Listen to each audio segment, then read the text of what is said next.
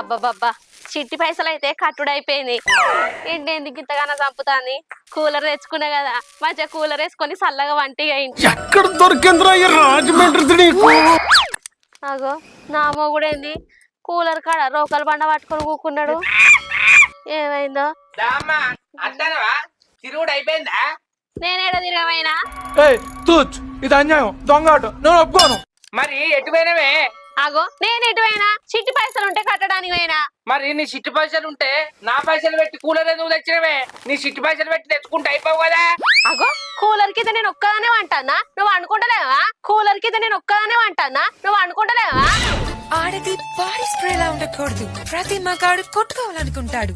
ఆ నేను వండుకోను, నీ పైసలు నువ్వు కట్టుకో, నేను ప్యాన్ కింద వంట. ఆయన నన్ను అడగకుండా నువ్వు ఎట్లా తీసినావు చెప్పు. ఇప్పుడు ఏమైంది తీస్తే? అరే మా అన్న కొడుకు పెళ్లి ఉన్నదని నీకు తెలుసు కదా, నేను బట్టలు కొనుక్కుందామని దాచుకున్నా. నువ్వు